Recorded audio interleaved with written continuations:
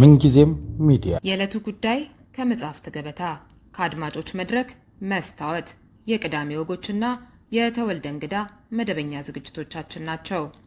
703 475 6309 ስልካችን ምንጊዜም ሚዲያ @gmail.com የኢሜል አድራሻችን ነው።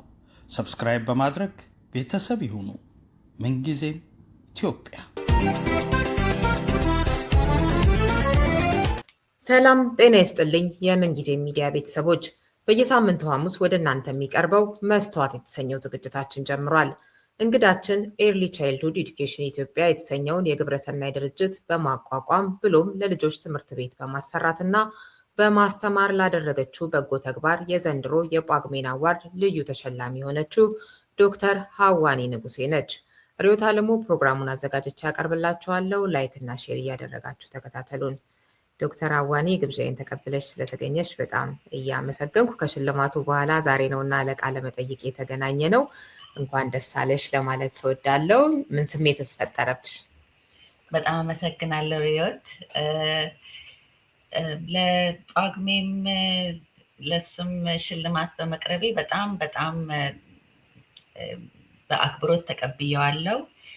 ያደረብኝ ስሜት በጣም ስራውን የት እንደደረሰ ያሳያል። የእውነት ለመናገር ለሽልማቱ እንኳን ብቁ ነኝ ብዬም አላሰብኩም ነበረ፣ ግን ስራው ይናገራል። ስለዚህ በጣም በአክብሮት ተቀብየዋለሁ። ደስታም ተሰምቶኛል። አመሰግናለሁ። ትልቅ ስራ ነው። በተለይ ልጆች ላይ መስራት፣ ትምህርት ላይ መስራት ትልቅ ነገር ነው እና በደንብ ነው የሚገባሽ። እንደዚሁም ደግሞ ጳጉሜ የኢትዮጵያ መዝናኛና ባህል ማዕከል የኛውን ተቡርነ አንቺን ሌሎችንም በጎ አስተዋጽኦ ያበረከቱ ኢትዮጵያውያንን ስላየና ስለሰጠው እውቅናም ክብር ይገባዋል። እንግዲህ በተለያዩ ጊዜያት ሊነገር የሚገባው አርአያነት ነው እና ከትምህርት ጋር በተያያዘ ስለምታከናኙ በጎ ስራ ተጨዋውተናል። ዛሬ ደግሞ የቅድመ ልጅነት ትምህርት ቤቱ ያለበትን ደረጃ እንዲሁም ሌሎች ተያያዥ አዲስ መረጃዎችን ለአድማጮቻችን እናካፍላለን። ከዛ በፊት ግን ኤርሊ ቻይልድሁድ ኤዱኬሽን ኢትዮጵያን ምን ለማሳካት አልሞ የተነሳና ሁሉንም መዘርዘር ባይቻል እንኳን ምን ዋና ተግባራትን ያከናወነ ድርጅት ስለመሆኑ ምናልባት የማያውቁ ዛሬ የሚያዳምጡ ቢኖሩ ጥቂት በይበት እስኪ። እሺ፣ ኤርሊ ቻይልድሁድ ኤዱኬሽን ኢትዮጵያ በ2019 ነው የተመሰረተው። ዋናው ዓላማችን እንግዲህ አሁን በገጠር ኢትዮጵያ በምንላት ወይም ከተማ ያልሆነች አካባቢ ብዙ ልጆች ከትምህርት ገበታ ውጭ ናቸው። ብዙ ጊዜ በጅምላ ዝም ብለን 60% እንለዋለን ወይ 7 ሚሊዮን እንላለን፣ 6 ሚሊዮን እንላለን። ግን እነዛ ልጆች የት ናቸው ብለን ስናየው ከ80% በላይ የሚገኙት እንግዲህ ከከተማ ውጭ ገጠር ኢትዮጵያ በምንላቸው አካባቢ ወይም ገጠራማ አካባቢ፣ ከተማም ቅርብ ቢሆን ገጠር የምንለው አካባቢ የሚኖሩ ልጆች ናቸው። እሱን ደግሞ ስናይ የት ነው የሚማሩት ብለን እንኳን ገብተን ስናይ እውነት ትምህርት ቤት ነው አንልም። ትምህርት ቤት ነው ሊባልም አይችልም። ዋናው እኛ ዓላማችን ያንን ቁጥር ያ 60% ያልኩሽን ቁጥር መቀነስ ብቻ አይደለም። ልጆችን አንድ 4 ማዕዘን ክፍል ሰርቶ ማጎር አይደለም። ግን እንዴት ነው የሚማሩት ብለን እንደውም እኛ የጀመርነው ከኮንስትራክሽን ነው የጀመርነው። ቢካዝ ልጅ እኛም ልክ ቤታችን አእምሮን እንደምንገባው ልጅም ትምህርት ቤት ሲገባ አእምሮት ከማንም ሳያንስ በተለይ ደግሞ ከአቅመ ዝቅተኛ የሚመጡ ልጆችን እነርሱን እንዴት ነው የምንኮተኩተው ብለን ከትምህርት ቤቶችን ከመገንባት ከዛ ደግሞ ያሉትን ትምህርት ቤቶች ደግሞ አካባቢያቸውን አይተን ምን ጋር እናሻሽላለን የሚለው ከዛ ደግሞ አልፈን አንዳንድ ጊዜ በጣም አቅመ ዝቅተኛ ወይም እኛ እንደ ሀገር እንደ ሰው የማንደርስላቸው ሰዎች ማለት ነው አቅማቸውን እንደዛ ዝቅተኛ አድርጎ የሚያስቀረው ቤታቸው ውስጥ ምን አለ የሚለውንም እያየን ነው። ዋነኛው ትምህርት እንዴት እናቀርባለን ነው። ሁለተኛው እንዴት ጥሩ ትምህርት ቤቶች እንገነባለን ነው። ሶስተኛው ደግሞ ቤት ውስጥ እንዴት ነው ልጆች የሚማሩት። አንድ ነገር እዚህ ላይ መጨመር የምፈልገው ርዕዮት፣ ለትምህርት እድሜ ደግሞ ሲደርሱ ልጆች የሚሄዱበት ትምህርት ቤት የለም። ስለዚህ ከትምህርት ገበታ ውጭ ሆነሽ ደግሞም ትምህርት ቤት እድሜ ስትደርሺ የምትፈልጊ አትሄጂም አይደለም። ከዛ በኋላ ደግሞ እንደምንም ተጋፍተሽ አንደኛ ክፍል ትገቢያለሽ ምንም ነገር ሳትይዢ ማለት ነው። ይሄንን በሙሉ በሀሳብም በተግባርም በፖሊሲም በአድቮኬሲም ለመሟጋት ለማስተካከል የተሰራ ድርጅት ነው ማለት ነው። አሁን ደግሞ እየተስፋፋ ነው በመጠንም እንግዲህ ልጆች ቁጥሮችንም በመጨመርም ትምህርት ቤቱም ሌሎች አዳዲስ መረጃዎችም አሉና ምን ላይ ትገኛላችሁ የሚለውን ደግሞ እስኪ ትንሽ በይበት። እሺ አሁን እንግዲህ ትልቁ የደብረ ታቦር ያለው የኮሚኒቲ ፕሪስኩል የምንለው ተከፈተ። አቅሙ ወደ 450 ይዛል፣ ግን አሁን መጀመሪያ ወደ 140 ከተናል።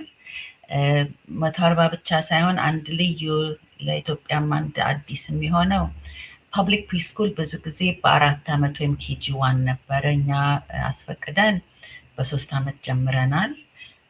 ከተማውን በጣም ረድተናል፣ አምነውበታል።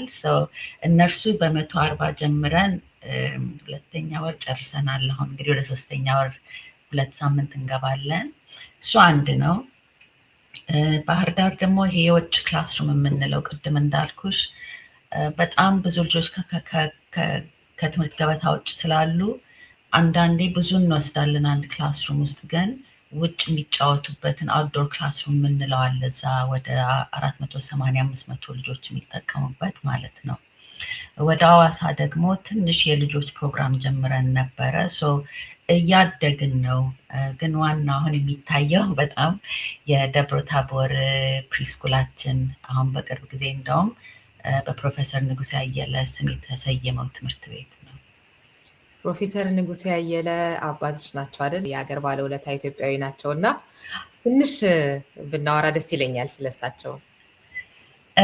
እሺ እንግዲህ እሱ አንቺም ታውቂዋለሽ የትምህርት ሰው ነበር በጣም።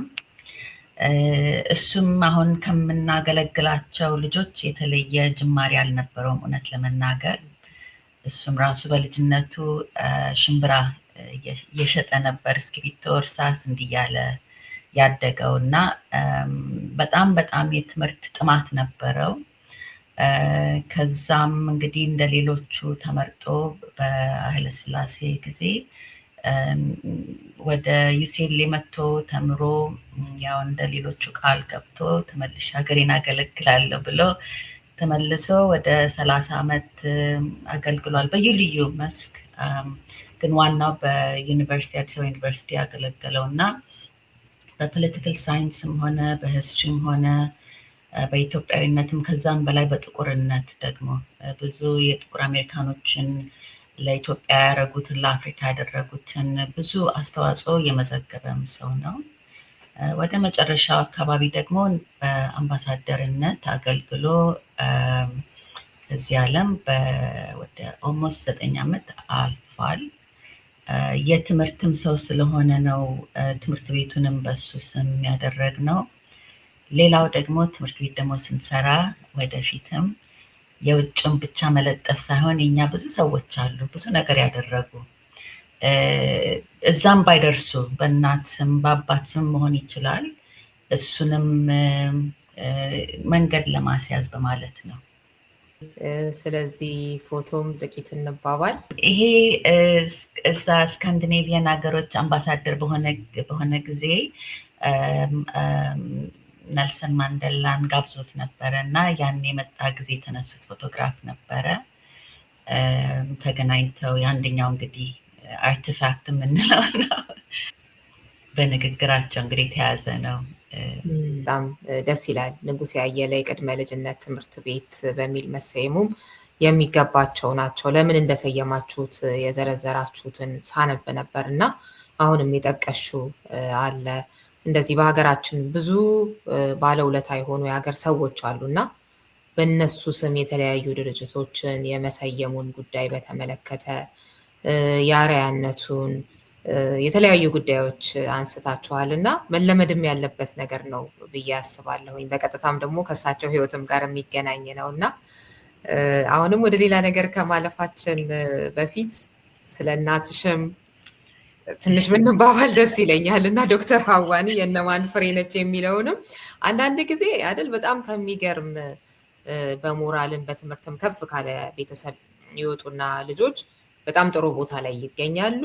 አንዳንዴ ደግሞ በተቃራኒው ይገኛሉ። አንዳንዴ ደግሞ እንደዛ አይነት ካልሆነ ቤተሰብ ይገኙና ደግሞ ራሳቸውን የሚሰሩ ሰዎች አሉ እና የተለያየ አይነት ነው። ያንቺ ደግሞ በጣም ከጥሩ ቤተሰብ በትምህርትም በሞራልም ለሀገር የተለያዩ አስተዋጽኦች በማበርከት ማለት ነው ተገኝተሽ እንደዛው አድርገሽ ነው እንግዲህ እያጠናከርሽ የቀጠልሽው እና ስለ ወላጆችሽን መነገር ስላለበት ነው። እሺ፣ በጣም አመሰግናለሁ። እናቴ ሲስተር ምህረት ቀና ትባላለች።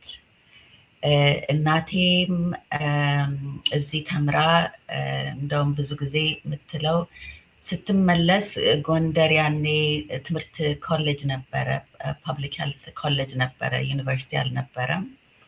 ሁለተኛ ሰው እሷ ነበረች እዛ የተቀጠረችው ማለት ነው። እና እንደውም ስትነግረን በልጅነታችንም አሁንም ስትነግረን በጣም ሀገራችን ለማገልገል እንቸኩል ነበር አለች እና ተነስተን ሄደን የመጀመሪያ ቀን በጣም በረደን አለች። ብርዱን ረስተነው ነበር አለች እና ብርድ ልብስ እስከሚመጣ ድረስ መጠበቅ ነበረብን አለች። ግን የእሷም ህይወት ታሪክ በጣም ልዩ ነው። አንዳንድ ጊዜ ሳስባቸው አንድ ህይወት ነው የኖሩት ወይስ 50 ህይወት የምለው ነገር አለ። እንዴት አንድ ሰው አንድ ህይወት ውስጥ በጣም ብዙ ነገር ያበረክታል ብዬ ይገርመኛል። ለበናን ሄዳ ከሌሎቹ ነርሶች ጋር ይሄ ሚድዋይፈሪ የምንለው ፐብሊክ ሄልት የምንለውን ከዛም እዚህ ሴሌ ተምራ ተመልሳ እሷም ሴቶች እንግዲህ ብዙ ጊዜ ቦታ ላይ አይገኙም በሚሉበት ጊዜ የቀይ መስቀል መጀመሪያ ፕሬዚደንት ሴት ሆና ከዛ በኋላ ደግሞ የአለርት ሆስፒታል ሊወሰድ ሲል እሷ ናት መልሳ ሐኪም ቤቱን እንደ ሐኪም ቤት እንዲሆን ያደረገች እና እናቴ ስሟ ምህረትም መባሉ ይገርመኛል። በጣም በምህረት ያለች ሰው ናት። ግን ደግሞ የስራ ስነስርዓት ላይ ሰውን በማነሳሳት ላይ በተለይ ልጆችና እናትና ልጆች ላይ ማተርኒቲ ኤንድ ቻይልድ ሄልት ላይ ብዙ ሰርታለች። ጤና ጥበቃ ውስጥም በተለይ ደግሞ ገጠር ኢትዮጵያ ውስጥ ልጆች እያለን ተወስደን ነበር ብዙ ቦታ እሷ የምትሰራበት ቦታ እና አይ ቲንክ አንዳንድ ጊዜ እንደ ልጆች የምንጥለውን ነገር አናውቅም አይደለ? አሁን አንዳንድ የዞር ብዬ ሳየው እንዴት ከልጆች ጋር ከእናቶች ጋር ስል ያየሁትን ነው፣ ከትምህርት ጋር ደግሞ ስል ያየሁትን ነው በሁለቱም በኩል እና ወላጅነት ፐርፌክሽኒዝም አይደለም፣ ግን ምንድን ነው ልጆቻችን ውስጥ የተከልነው አንድም ነገር ቢሆን እና በሁለቱም አየዋለሁ።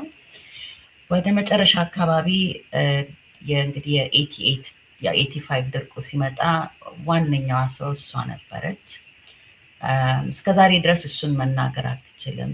በጣም እንባም ይሰማታል። ከዛም ድርቅ ሽታ አለው ትላለች። ሁል ጊዜ ከመድረሻችሁ በፊት ድርቅ ሽታ አለው ትላለች እና ያሳለፈችው ነገር ግን ደግሞ ጥንድ አድርገሽ ስታያቸው እንዴት ነው የእውነት ይሄ ፐርፐስፉል ላይፍ የምንለው በእውነት በእቅድ ሳይሆን እግዚአብሔርም ረድቶሽ ይሆናል ህይወትሽም ይሆናል። ግን የእውነት እንዴት ነው ህይወቴን ለሰው ማበረክተው አገርንም የማሳድገው ሰውንም ምረዳው። በተለይ እናቴ እንደዛ አይነት ሰው ናት። አሁንም በህይወትም ስላለች አሁንም ናት። እግዚአብሔር ከረዳን የሚቀጥለው ደግሞ ትምህርት ቤት በሷ ነው የሚሆነው ብዬ አቅዳለሁ ማለት ነው። በጣም ደስ ይላል። በጣም ደስ ይላል። የሚገርመው ደግሞ የሲስተር ምህረት ቀና የእናትሽ ወንድም አጎትሽ ደግሞ ዶክተር ጳውሎስ ቀና እንደዚሁም በአይን ሕክምናው ግንባር ቀደም በመሆን በኢትዮጵያ ውስጥ በጣም ታዋቂ ናቸው እና ስለሳቸውም እስኪ ትንሽ እሺ። ዛሬ ያላሰብኩበት መንገድ ነው የወሰድሽኝ። እሱንማ በሰፊው እኮ እንመለስበታል። እንደው ትንሽ ብለን ለማለፍ ነው እንጂ ወደፊት ዶክተር ጳውሎስ ቀና እኛ ጳ ነው የምንለው። እሱ ደግሞ አጎታችን ነው። ከውጭ የሚታየውና እውነት ከውስጥ ያለው ዶክተር ጳውሎስ ልዩ ነው። ኃይለኛ ናቸው። ኃይለኝነት ኃይሌ ይገርምሻል። እኛ ደግሞ በጣም በቃ ይሄ ፌቨረት አንክል የምትይው አይደለ አለ አይደለ በጣም የምትወጂው አጎት የሁሉም ሰው ከልጅነታችን ጀምሮ በጣም ቅርብ ሆነን ያደግነው። እውነት ለመናገር በጣም ዶክተር ጳውሎስ በጣም ቸስ የሚወድ ሰው ነው። በጣም እና ከወንድሜም ጋር ከእህት ወንድሞችም ጋር ከልጆችም ጋር በጣም ይጫወት ነበረ። አንዳንዴ እንደውም ሳምንት እዛው ትተነው እንሄዳለን ለመቀጠል ማለት ነው። እንደዛ አይነት ሰው ነው።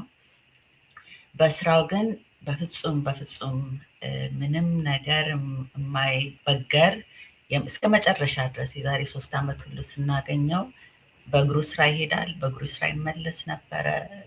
በየቀኑ 6 ቀን እንደውም ለምን አታውቀውም ስንለው በቂ አይን ሐኪም የለም የሚል ነበረ። ደጋግሞ ውጭ ሄዶ እሱም መስራት ይችል ነበር። በፍጹም አገሬን ነው የማገለግለው ብሎ እንደውም ብዙ ጊዜ ምን ይል ነበር፣ የውጭውን ቀስመን ወደዚህ ወደ ሀገራችን ማምጣት ማስፋፋት። እሱ እንግዲህ ያፈራቸው አይን ሐኪሞች ናቸው፣ እነርሱም ሌሎች ያፈሩት ማለት ነው። እና እሱም ብዙ ነገር የአይን አይ ቲንክ የሕክምናውንም መሰረታዊ 3-year residency የምንለው እሱ ነው ያቋቋመው።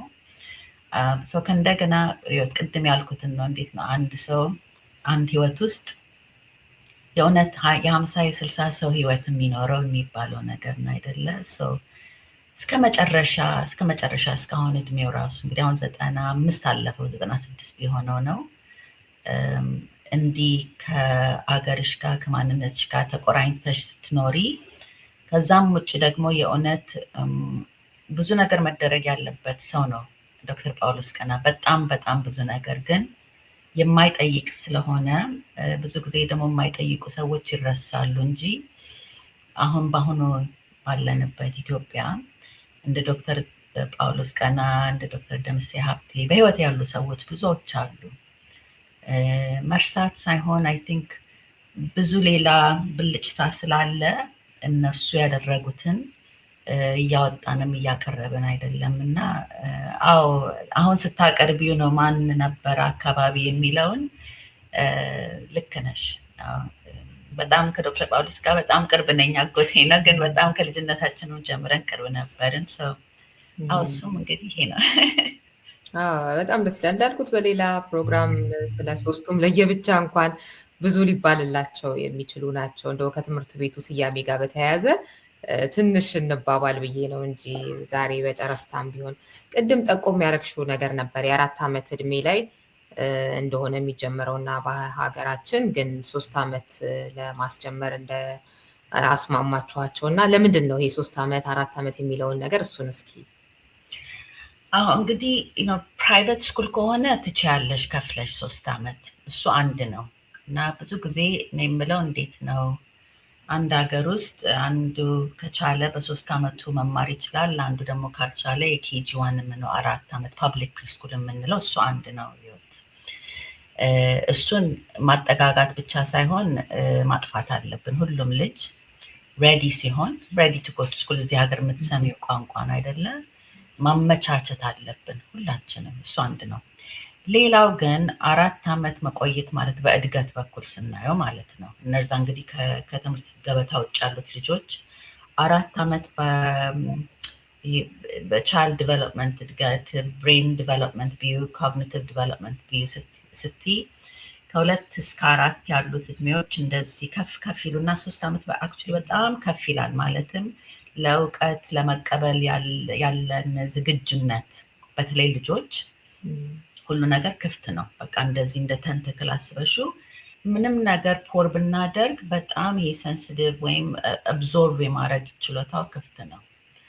እኛ ደግሞ ቆይተን እስከ 4 ዓመት እንግዲህ ያኔ ሳንሰት የምንለው ነገር ነው ትንሽ እየተዘጋ ያው እስከ 7 ዓመት ክፍትም ቢሆን ያ በጣም ፒክ የሆነበት ቦታ እየተዘጋ እየመጣ ነው ማለት ነው። እንደኛ እድሜ አስቢው። እኔ ሯጭ መሆን ብፈልግ ፕሮባብሊ በ25 ዓመቴ ጎበዝ ሯጭ ሆን እችላለሁ። በ50 60 ዓመቴ መሮጥ እችላለሁ፣ ግን እንደ 25 አይደለም አይደል? እንደዛ ማሰብ አለብን የልጆችንም እድገት። በ3 ዓመት ያልነው አንደኛው ያው ሳይንሱም ስለምናውቀው ስለሚገባን በፕራክቲሽነር ለድ ስለሆነ አዝ አን ኦርጋናይዜሽን ያንን ለመቅረፍ ነው። ሌላው ደግሞ ቅድም እንዳልኩሽ ነው፣ ብዙ ልጅ ከገበታ ውጭ ነው። ብዙ ልጅ ቤት ነው ያለው። በ3 ዓመት የሚያስፈልገውን ነገር ወላጅ ያሟላል አይሟላም፣ እንኳን አቅመ ዝቅተኛ አቅምም ያለውም ሊያሟላ ይችላል። እንደውም አንዳንድ ጊዜ የምናየው አቅመ ዝቅተኛ ቤተሰብ ውስጥ ልጆች ትተው መሄድ ስለማይችሉ ይዘዋቸው ስለሚሄዱ ያ ኤክስፔሪየንስ እንደውም ከኮሚኒቲ የሚያገኙት ጥሩ ነው። ግን እሱን እንዴት ነው የምናሳድገው ማለት ነው። ሶስተኛው ያ ልዩነት በጣም መቅረት አለበት። ልጆች በ3 ዓመት መጀመር ይችላሉ።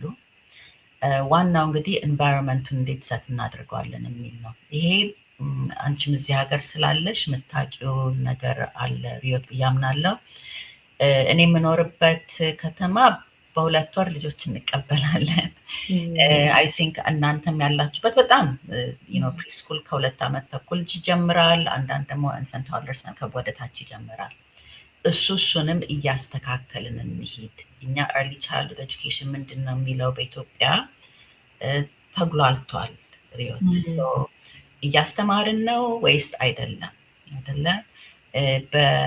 በዚህ በሌብል ነው KG1 KG2 KG3 ብለን በቃ ከዛ እንነቃነቅም ነው ወይስ የእውነት የልጆች እድገትን ገብቶን አምነንበት የምንሄድ? ለእኛ በጣም ትልቅ የሆነው እንደውም በ3 እንጀምራለን ስንል ጥያቄም ሲመጣ እዛ ያለ ማህበረሰብ ስራችንን ስለሚያውቅ የትምህርት ቢሮ ዋና ኃላፊ፣ ፕሮጀክት ማኔጀራችን፣ የምንቀጥራቸውም ሰዎች አመኑበት። እሱ አንድ ነው። ግን ደግሞ የእውነት ኤንቫይሮንመንቱን ወይም ትምህርት ቤቱን አስተካክለን ነው ልጆችን የጠበቅናቸው። ዝም ብለን 3 ዓመት ልጅ አምጡ አይደለም። እንዴት እንደሚማሩ እቅዱን አውጥተን እውቀቱን ይዘን አሰልጠነን እሱን ነው እና ብዙ ምክንያት አለው ለምን ይሄ 3 ዓመት ያልነው። አሁን ደግሞ እስኪ ቪዲዮ እያሳየን እንጫወት። ደሞን ካ ጎበዝ እስ እየቆጠራችሁ አስቀምጡ። ደግሞ እስከ 1 እያላችሁ ይኸው እንደኔ ያስቀምጥ 1 2 2 3 አዚ ያስቀምጡ። እነዚህ እንግዲህ ልጆች ነው የ3 ዓመት ፊታቸውም ያስታውቃል፣ አነጋገራቸውም። አንደኛው መሰረታዊ ይሄ ካሪኩለም የምንለው በአካባቢያችን ነው የምንማረው። ትልቁ ደግሞ እንደ ኦቨርአርቺንግ የሆነ ጎላችን ደግሞ የግብርና ትምህርት ብዙ እናስተምራለን። ቅጠላቅጠል እንዴት ነው አንድ አታክልት የሚያድገው፣ አታክልት አድጎ ወደ ምግብ እንዴት ነው የሚቀየረው ሆዳችሁ ሲገባ የሚለውን ነገር እናስተምራለን። ምክንያቱም አሁንም ቢሆን የምግብ እጥረት አለ ሪዮት። እንደውም እኛን መግባለን እሱንም ሜቢ በኋላ እናየዋለን። ግን ልጆች እንኳን ጀምሮ አሁን የሰውነት ለውጥ እያየን ነው ስለምንመግብ። እሱ አንድ ነው። ሌላው ደጋግሜ የምለው የሚቀጥለው ጀኔሬሽን አሁን የምታያቸው ሲያድጉ ምግብ እንዲለምኑ አንፈልግም። እንደ ሀገር ወደ ውጭ እንዲያዩ አንፈልግም። ቢካዝ አሁን የሚበሉት እዛ ሲያድግ የሚያዩትን ምግብ ነው የሚበሉት አታክልቶቹ በሙሉ። ይሄ ከነሱ ጋር አታክልቱን ማየት፣ መቁጠር፣ መንካት ትምህርት ዋናው እንግዲህ አካባቢሽን ያለውን ነገር እንዴት ነው ማሳድገው ነው አይደለ? እሱን ካሳደግሽ በኋላ ውጭም ሀገር ሄደሽ ማሳደግ ትችላለሽ። ግን መጀመሪያ ያንን ተራምደሽ ዘለሽ ሳይሆን ያንን መሬቱን መንገዱን አስተካክለሽ ነው መሄድ ያለብሽ። እና የግብርና ትምህርት ላይ በጣም አግሪ ከሪኩለም እንለዋለን። እሱ ላይ በጣም አጠንክረን እየሰራን ያለ ነው። ልጆችም ደግሞ ከኔቸር ጋር በጣም ቅርብ ናቸው። ይራመዱበታል፣ ያዩታል። ሳር ሲቀጥፉ ነው አንዳንድ የሚሉት። እግር ኳስ ሲጫወቱ ኔቸር ጋር ነው። ሰው ከኔቸር ጋር ኢትስ ናት ዲፊክልት ከሪኩለም። ኢንስትራክሽኑም በጣም ይቀላል። አሁን ያየሽው በቀጠል ሲቆጥሩ ነው ክላስሩም ውስጥ። ደስ ይላል በጣም። ከምገባው ጋር በተያያዘ ስታነሺ ነበር። ወደ እሱ እስኪ ልለፍ።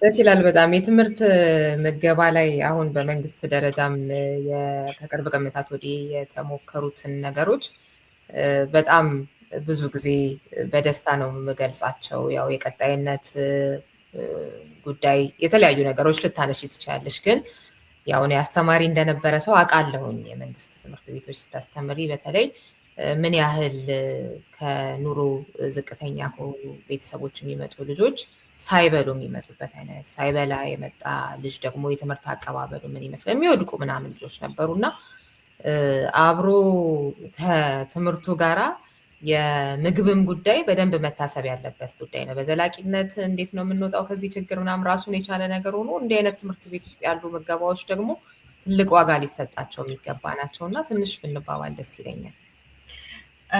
አዎ ስለ ምግቡ አሰራራችንን ብዙ ሰው ይጠይቀን ነበረ። ኮንስትራክሽን ስንጀምር በሽንት ቤት ነው የጀመርነው። ትምህርት ቤት ከመክፈታችን በፊት መዓት መሬትን አርሰን ምግብ ተክለን የጀመርነው። እንደውም ድንች ድንች፣ ሰላጣ፣ ቆስጣ በፊት ቢካዝ መሬቱንም ለማዘጋጀት ብለን ነው እና ብዙ ጊዜ ጠይቁን ነበር ለምን ቆያችሁ ትምህርት ቤቱ ክላስሩም። እኛ ደግሞ ነው የሚያስፈልጋቸውን አዘጋጅተን መግባት አለብን። አሁን ግን ሲጀምር አሁን ለጠየቅሽው ጥያቄ ለብዙ መልስ ሆኗል። ቅድም እንዳልሽው እኔ የሚያጋጠመኝ ለስራም ለትምህርትም ሲሄድ የሚወድቁ ልጆች ያልሽው ሪዮት አሁንም በጣም ብዙ አለ። በጣም ደግሞ ይሄ ማሳዘንም አይደለም የመበሳጨትም አይደለም፣ ግን እንዴት ነው አሁን በ2026 እንዴት ነው ራሳችንን የማንመግበው የሚለውን ትልቁን ጥያቄ አይ ቲንክ ሁላችንም ማንሳት ይኖርብናል አይደለም? እንዴት በጣም እሱ አንድ ነው። ምግቡን ማመገብ ስንጀምር የኛ እንግዲህ ሰርቭ የምናደርጋቸው ቤተሰቦች ግልጽ ሆኜ የምነግርሽ አንድ ነገር አለ። በጣም በጣም በጣም አቅመ ዝቅተኛ ብቻ አይደለም። አንዳንድ ወላጆች ልጆቻቸውን ማስቀምጠው ስራ የሌላቸው ወደ መለመን የሚሄዱ ወላጆች አሉ። እንደዛ አይነት ቤተሰብ ነው እኛ ጋር የምናስተምረውም ፈልገን ነው የምናስተምረው። ለምን እነዚህ ልጆች አድገው ለቤተሰባቸው ብቻ ሳይሆን ያንን ሳይክል ነው ፖቨርቲ ሳይክል እንዴት ነው የምንሰብረው የምንለው በዚህ ነው። መጠንከራቸው ማደጋቸው ምግብ በጣም በጣም ዋነኛ ነው። ልጆቹ ሲጀምሩ ያነሳናቸው ፎቶግራፍ ነበር የመጀመሪያ ቀን ዩኒፎርም ሲቀበሉ እና አሁን ስናያቸው በይዘት ራሱ ለውጥ አለው። እኛ በቀን 2 እንመግባለን።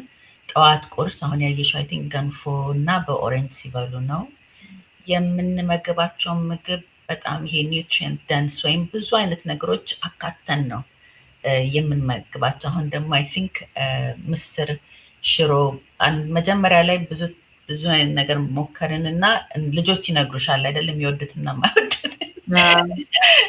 እሱን ግን አዳዲስ ነገር አርብ እንዲሞክሩ እናደርጋለን። ሁል ጊዜ ከፍሩትና ከቬጅተብል ጋር የሚቀርብ ምግብ እዛው ነው የሚሰራው፣ ትኩስ ነው። ወላጆች ያግዛሉ በብዙ አይነት መንገድ። ግን ቀይ ስር የምታየው ካሮት፣ ቆስጣ ከኛው ነው የሚመጣው፣ ቬጅተብሎቹ ማለት ነው።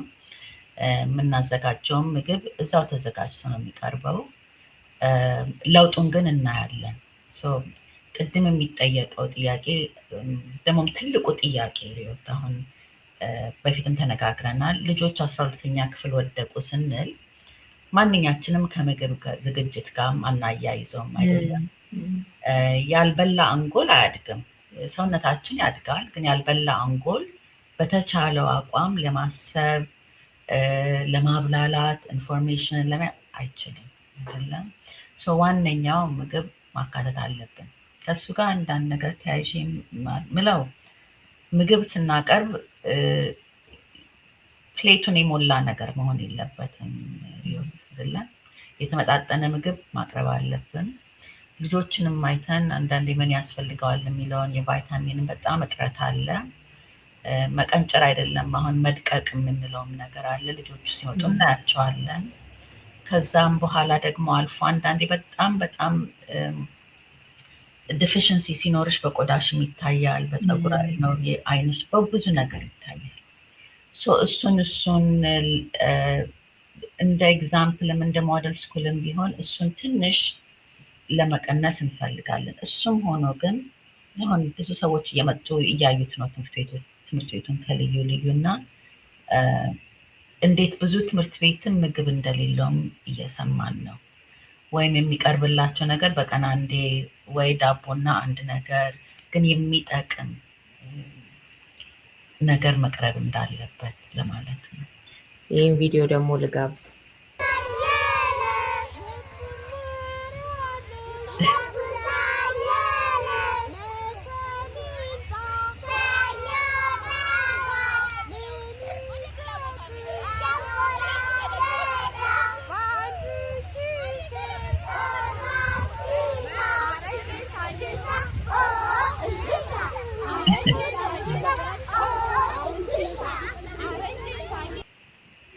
እሺ ስለ ጨዋታም እንጫወት። ብዙ እንጫወታለን እንደምታዩ።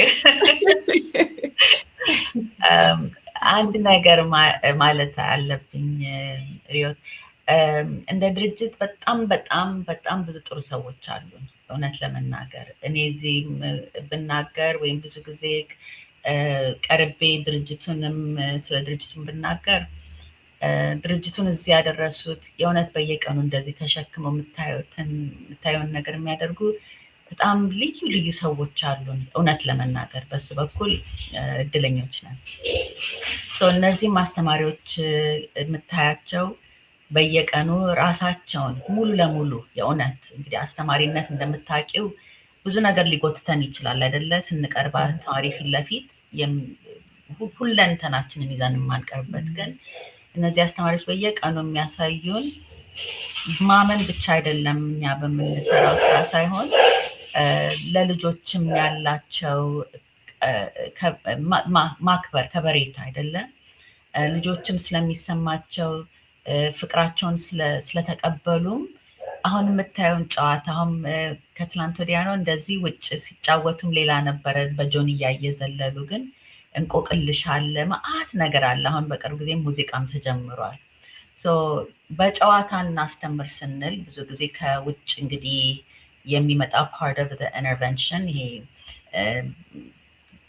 play through learn to play እንደዛ አይነት philosophical approachዎችን እንዴት ብለን ስንመልስ መጀመሪያ እዛው ካለው እነርሱ በሚያውቁት ጨዋታ እኛ መከተል እንዳለብን እሱን ነው የሚያሳየን እላለሁ።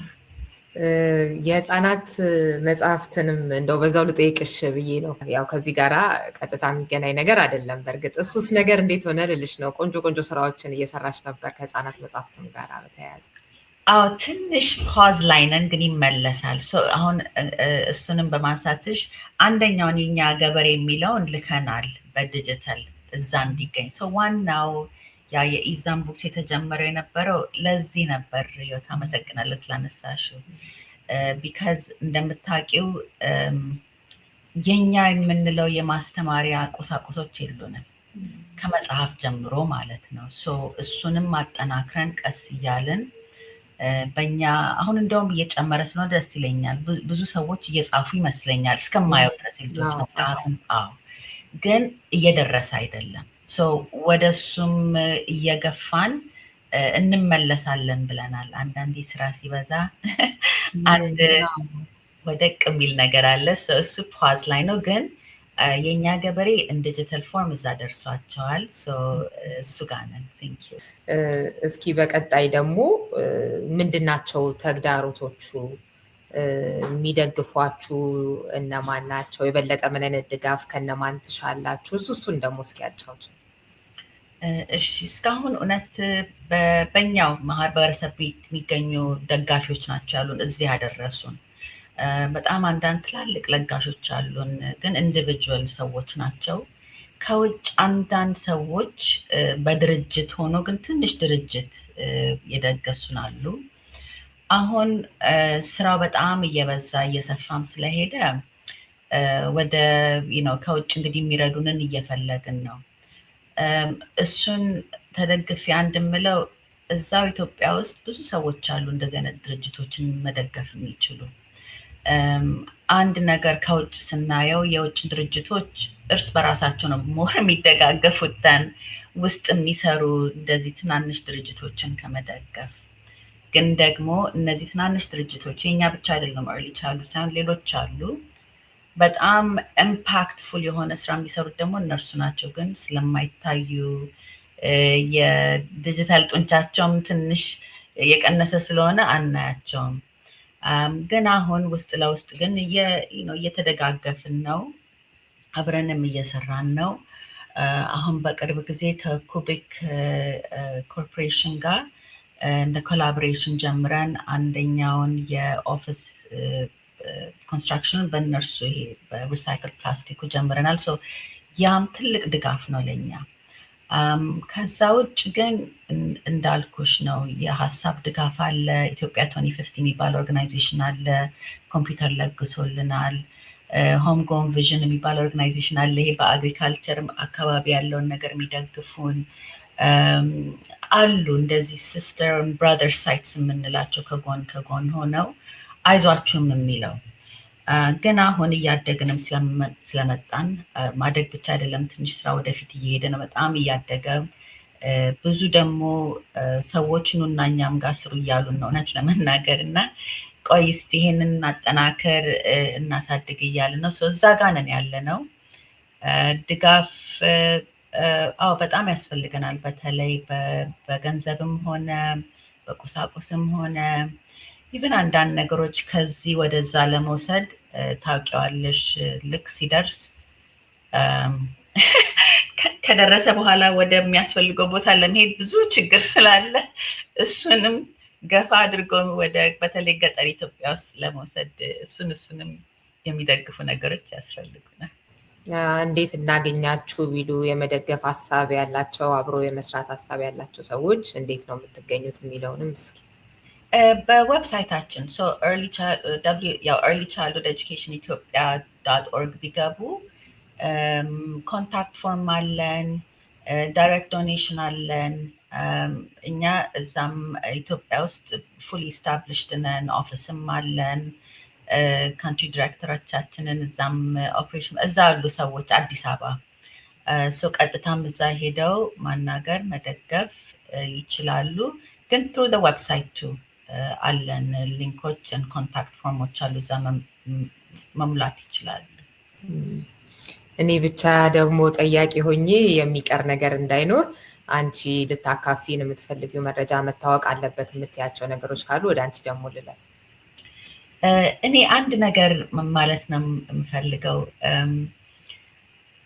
በሁሉም ሀገር ብናየው ወይም አደገ በምንለው ሀገር ብናየው ኢትዮጵያ ውስጥ አሁን ብናይ የነገዋ ኢትዮጵያ የምትገነባው በልጆች ነው። ግን የልጆች ደግሞ ትምህርት የልጆች እድገት ላይ ብዙ ዓመት ሆኖናል ስንነጋገር አይደለ? እንዴት በምን በኩል ለምን የሚለውን በአንድ በኩል ብዙ እጅ ይዘዋል ስል ብዙ እጆች ይገቡበትና ዋና መሰረታዊ ሀሳቡን የሚያራምደው ይቀራል።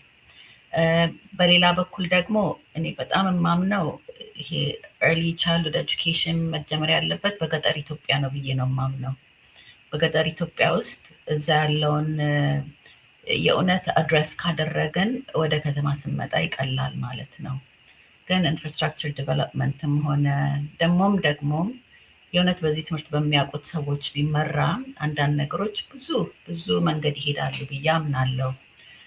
ኢንቨስት ደግሞ ስናደርግ የቱ ጋር ነው ኢንቨስት የምናደርገውን የሚለውን ነገር እንደ ሀገር በገቨርንመንት ብትዩ፣ በሚኒስትሪ ኦፍ ኤጁኬሽን ብትዩ፣ እንደን በሎወር ሌቭል ያሉት እንደ ከተማ አስተዳደር ብትዩ የተያያዘ ንግግር ቢኖር ጥሩ ነው ብዬ አምናለሁ።